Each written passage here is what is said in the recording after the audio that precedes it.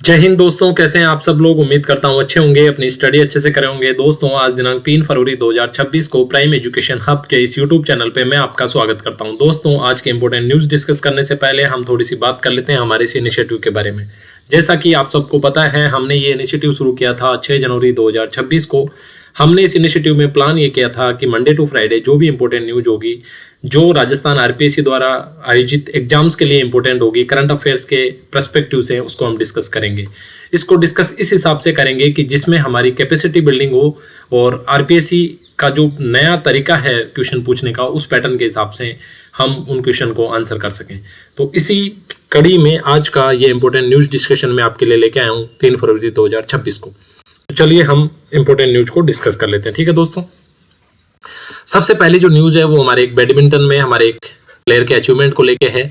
देविका सिहाग नाम की हमारे यहाँ एक महिला प्लेयर है जिसने थाईलैंड मास्टर्स 2026 को जीतकर इतिहास रच दिया है। ठीक है, यानी देविका सिहाग ने बैडमिंटन में थाईलैंड मास्टर एक टूर्नामेंट है 2026, इसको जीत लिया है।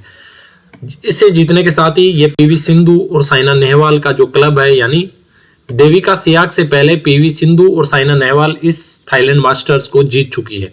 ठीक है, और उन्होंने मलेशिया की गो जिन वेई को हराया है।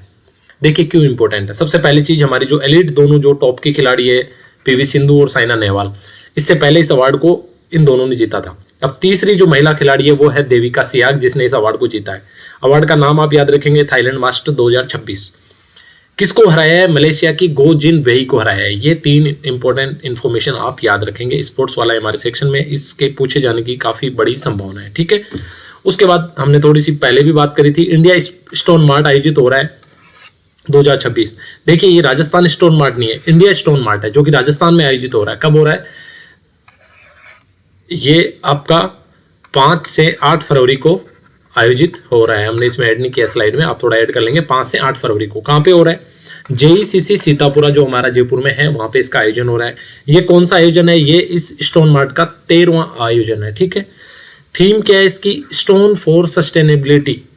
ठीक है, याद रखेंगे थीम क्या है? Stone for sustainability. मुख्य विशेषताएं क्या क्या है? देखो, इसमें देश विदेश के marble, granite, sand stone, Kota stone, quartz, slate आदि की प्रदर्शनी लगेगी। यानी देश विदेश के जो लोग भाग लेंगे उनको दिखाने के लिए, उनको आकर्षित करने के लिए और उनको खरीदारी करने और इस बिजनेस में आगे आने के लिए, उनको प्रभावित करने के लिए एक प्रदर्शनी का आयोजित किया जाएगा। उसमें कौन कौन से स्टोन शामिल होंगे? Marble, granites, sandstone, Kota stone, quartz और स्लेट। ठीक है, उसके बाद स्टोन के ऊपर एक स्पेशल जो पत्थर है उसका उत्कृष्ट प्रदर्शन भी यहाँ पे किया जाएगा। साथ ही राष्ट्रीय और अंतर्राष्ट्रीय पवेलियन भी यहाँ पे लगेंगे। क्या याद रखना है? याद ये रखना है, स्टोन मार्ट 2026 कहाँ हो रहा है? जेईसीसी सीतापुरा में हो रहा है। कब हो रहा है? 5 से 8 फरवरी तक हो रहा है। ठीक है, उसके बाद इसकी जो थीम है वो है स्टोन फॉर सस्टेनेबिलिटी। ठीक है, तो ये चीजें आप याद रखेंगे। एक हमने कल बात करी थी कि जो इंडिया का इकोनॉमिक सर्वे आया है उसमें राजस्थान की कुछ जो पहल और जो योजनाएं हैं उनको अप्रिशिएट किया है कि ये अच्छी योजनाएं हैं। उनमें एक थी मुख्यमंत्री मातृत्व पोषण योजना। याद रखेंगे, ये योजना बहुत इंपॉर्टेंट है। वैसे भी हमारी फ्लैगशिप स्कीम में थी राजस्थान सरकार की, और अब इकोनॉमिक सर्वे में इस पे विशेष इसका जिक्र होने और इसको अप्रिशिएट करने की वजह से ये इंपॉर्टेंट हो जाती है। तो याद रखेंगे, मुख्यमंत्री मातृत्व पोषण योजना इस योजना का नाम है। इसमें टोटल 6,000 रुपए की आर्थिक सहायता दी जाती है। ठीक है, उसमें 3 किस्तें हैं। जो पहली किस्त है वो 1,000 रुपए गर्भावस्था की जांच और पंजीकरण के टाइम पे, यानी इनिशियल जब प्रेगनेंसी कैरी करती है लेडीज, तब उनको दिया जाएगा।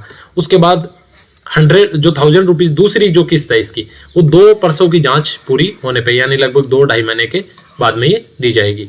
और जो तीसरी किस्त है 4,000 रुपये, वो बच्चे के जन्म पर दी जाएगी। ठीक है, और ये केस प्लस मॉडल के तहत है। यानी केस प्लस मॉडल, यानी सरकार ये भी सुनिश्चित करती है कि ये जो पैसा है उस माता के स्वास्थ्य और उसके भोजन पे ही खर्च होना चाहिए। ठीक है, एक छोटी सी न्यूज और थी कि मास्टर्स बैडमिंटन आगरा में आयोजित हुआ, और यहाँ पे राजीव और राजुल ये एक पुरुष और एक महिला खिलाड़ी है जिनकी जोड़ी ने रजत पदक जीता है। यानी एक मास्टर्स बैडमिंटन का नेशनल टूर्नामेंट था, और इस नेशनल टूर्नामेंट में राजस्थान की एक जोड़ी ने, इसका नाम आप याद रखेंगे, राजीव और राजुल, मिलते जुलते नाम है दोनों, लेकिन ये मेल है और ये फीमेल है। ठीक है, इसको आप याद रखेंगे। इसने क्या जीता है? रजत।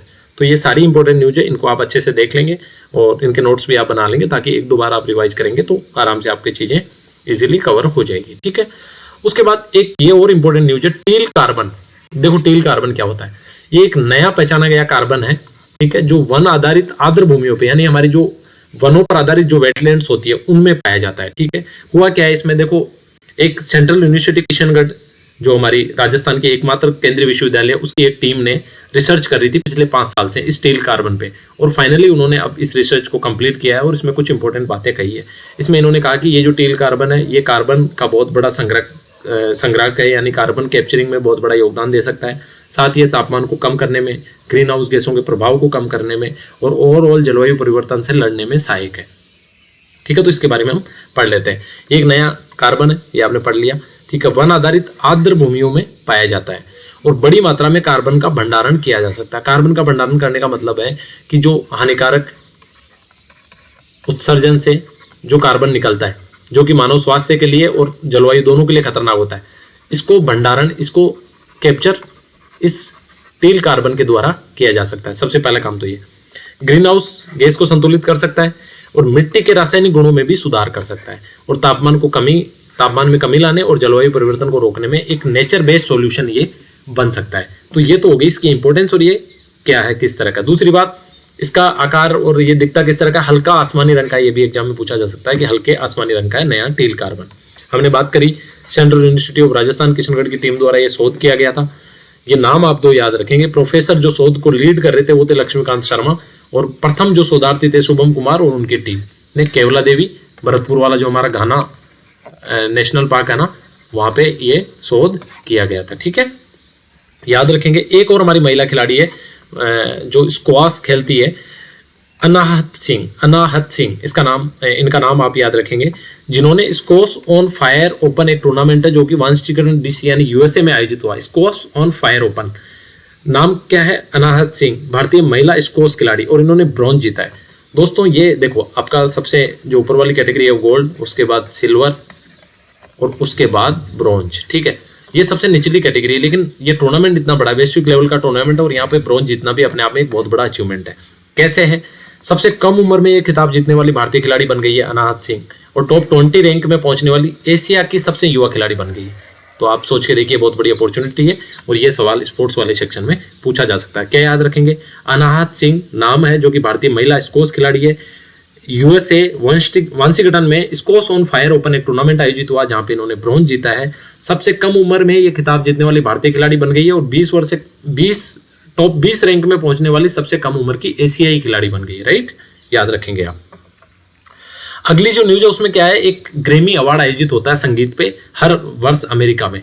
इस ग्रैमी अवार्ड को इस बार जो जीता है वो 14वें जो हमारे दलाई लामा है अभी, इन्होंने जीता है कौन सा, 68वां ग्रैमी अवार्ड। ये भी याद रखेंगे, दलाई लामा कौन से 14वें और ये अवार्ड्स कौन सा था, ग्रैमी 68वां। अमेरिका में प्रतिवर्ष होता है और ये आप इनकी जो किस वजह से दिया है इसको भी याद रखेंगे। इन्होंने एक ऑडियो बुक रिलीज की थी, कौन सी, meditation the reflection of his holiness the Dalai Lama.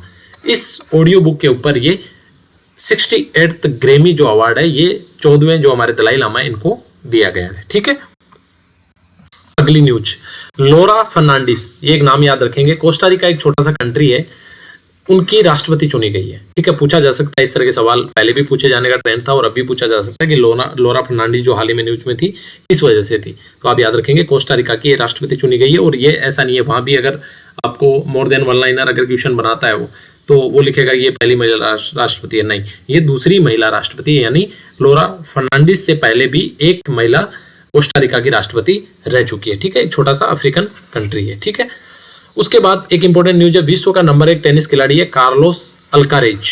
आप नाम याद रखेंगे, कार्लोस अल्कारेज, ये विश्व के नंबर 1 टेनिस खिलाड़ी है मेल में। ठीक है, इन्होंने ऑस्ट्रेलियन ओपन पुरुष एकल में गोल्ड हासिल किया है। हराया किसको है, विश्व के नंबर 4 जो नोवाक जोकोविच जो खिलाड़ी है, इनको हराकर इन्होंने ऑस्ट्रेलियन ओपन के पुरुष एकल को जीत लिया, यानी गोल्ड मेडल हासिल कर लिया। ठीक है, उसके बाद एक न्यूज थी, बहुत इंपॉर्टेंट तो नहीं है।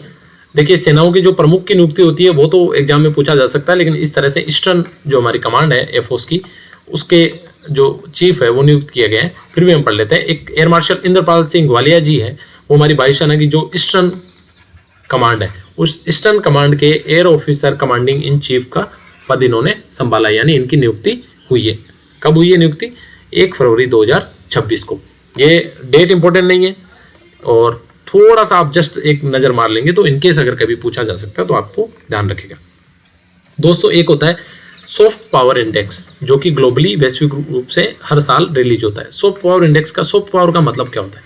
देखो, एक होती है हार्ड पावर। हार्ड पावर का मतलब होता है कि आपकी कंट्री की सेना की कैपेसिटी क्या है, ठीक है, आपका युद्ध सामर्थ्य कितना है, आपके पास जो आपकी एयरफोर्स, आर्मी और नेवी की जो सामूहिक शक्ति है, वो कोऑर्डिनेशन है, वो किस लेवल का है। तो ये पावर मानी जाती है हार्ड पावर, यानी आप किसी को स्ट्रांगली हार्ड प्रेस करके पनिश कर सको। एक होती है सॉफ्ट पावर, यानी किसी देश की कल्चरल वैल्यूज, ठीक है, और उसके मूल्य, उसकी जो वैल्यूज, जो नैतिकता है, वैल्यूज है, उसके बेस पे वो दूसरे देशों को कितना प्रभावित करता है। और ये जो प्रभावित करने का ग्राफ है, इसी को सॉफ्ट पावर बोला जाता है। तो इसी तरह एक कंपनी है, वैश्विक कंसल्टिंग कंपनी ब्रांड फाइनेंस, इसके द्वारा वैश्विक रूप से सॉफ्ट पावर इंडेक्स को लॉन्च किया जाता है हर साल।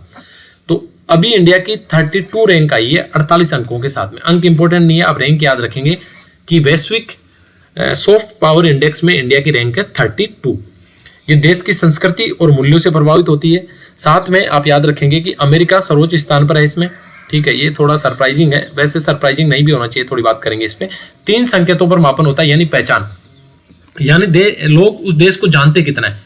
यानी देशों में, जैसे हमने कोस्टा रिका बात करी तो हमें एकदम से लगा यार ये कंट्री छोटा सा कंट्री है, कहाँ है, कन्फ्यूजन है, उतना सुना हुआ नहीं लगता। लेकिन अगर हम अमेरिका की बात करें तो इजीली पूरी दुनिया इसको जानती है। तो पहला जो क्राइटेरिया वो पहचान, तो यहाँ पे आपको लगा होगा कि यस, अमेरिका को इस क्राइटेरिया में ज़्यादा मार्क्स मिले होंगे। दूसरा होता है छवि, यानी लोगों के मन में धारणा कैसी है उस देश को लेके, क्या पर्सपेक्टिव लोगों का पॉजिटिव है या नेगेटिव है, इस तरह। ये दूसरा क्राइटेरिया हो गया। और दूसरे कंट्रीज को प्रभावित करने में वो आगे कितना है देश, तो इस हिसाब से ये 3 क्राइटेरिया है जिसको लेके ये रैंकिंग जारी की जाती है। और इंडिया की 32 रैंक है, जो कि अच्छी रैंक है, ठीक है। एशिया में अच्छी रैंक वाले देशों में ये इंडिया शामिल है, ठीक है। उसके बाद एक वर्ड जो बार बार इकोनॉमिक सर्वे में आ रहा था, ऑरेंज इकोनॉमी। देखो, ऑरेंज इकोनॉमी क्या होती है? ऐसी अर्थव्यवस्था जिसमें कला, यानी किसी प्रकार की आर्ट से, कल्चर, संस्कृति से, मीडिया, डिजाइन और डिजिटल कंटेंट बनाने जैसी रचनात्मक गतिविधियों से आय और रोजगार पैदा करती है। यानी ऐसी अर्थव्यवस्था जिसमें कला, संस्कृति, मीडिया, डिजिटल कंटेंट, इस तरह की रचनात्मक प्रक्रियाओं से आय और रोजगार पैदा किया जाता है, तो ऐसी इकोनॉमी को बोला जाता है ऑरेंज इकोनॉमी। और इकोनॉमिक सर्विस में इस बात पे फोकस किया गया है कि इंडिया की जो ऑरेंज इकोनॉमी है वो काफ़ी अच्छा ग्रो कर सकती है और काफ़ी ज़्यादा उसमें पोटेंशियल भी है, ठीक है। उसके बाद एक अगला अवार्ड होता है हमारा Bharatendu Harishchandra life time achievement award. आपको पता है भारतेंदु हरिश्चंद्र हमारे यहाँ काफ़ी बड़े साहित्यकार हुए हैं और इनके नाम पे ये अवार्ड दिया जाता है। तो लेखिका कौन है? नमिता गोखले को इस बार का 2026 का ये अवार्ड मिला है। नाम याद रखेंगे आप, नमिता गोखले, बहुत इंपॉर्टेंट है, एग्जाम में पूछा जा सकता है, ठीक है। उसके बाद एक आर्टिकल है सॉफ्टवेयर पावर कैसे बने इंडिया, यानी सॉफ्टवेयर आपको पता है, जैसे हमारा लैपटॉप है तो लैपटॉप का जो आउटर बॉडी, जो बॉडी है, ये सारा आता है हार्डवेयर में, यानी ये इसका हार्ड पार्ट है। सॉफ्टवेयर होता है इसका प्रोसेसिंग, यानी ये कितनी जल्दी प्रोसेस करता है सूचनाओं को, इसका जो स्टोरेज है वो कितना गीगाबाइट का है या जीबी का है, ये सारी चीज़ें आती है उसके सॉफ्टवेयर में। यानी ये ऑपरेटिंग किस तरह से होगा, ये सारी चीज़ें आती है सॉफ्टवेयर में। और इसी तरह ये हर कंप्यूटरीकृत मशीन और सारी चीज़ों पर लागू होती है। तो वेंचर कैपिटलिस्ट मार्क एंड्रीसन एक जो व्यक्ति थे, इन्होंने 15 साल पहले बोला था कि सॉफ्टवेयर दुनिया को खा रहा है। वो बिल्कुल सही थे, यानी सॉफ्टवेयर बहुत ज़्यादा इंपॉर्टेंट है और दुनिया में एक सेंट्रल भूमिका सॉफ्टवेयर लेता जा रहा है। आगे राइटर इसमें बोलते हैं कि हर एक चीज़ के लिए आजकल ऐप है, और इवन असल में तो एक ही काम के लिए कई सारे ऐप है, आप सब जानते हैं।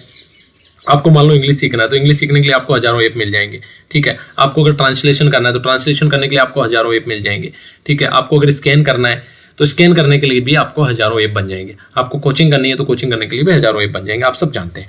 तो राइटर यहाँ पे बोल रहे हैं कि सॉफ्टवेयर बहुत इंपॉर्टेंट है और सॉफ्टवेयर जो अभी जो एज है इसमें एक निर्णायक भूमिका में है। आगे राइटर बोलते हैं कि सॉफ्टवेयर का जो बाजार है बहुत तेजी से बदलता है, यानी इसमें चेंजेस भी बहुत फास्ट आते हैं, ठीक है।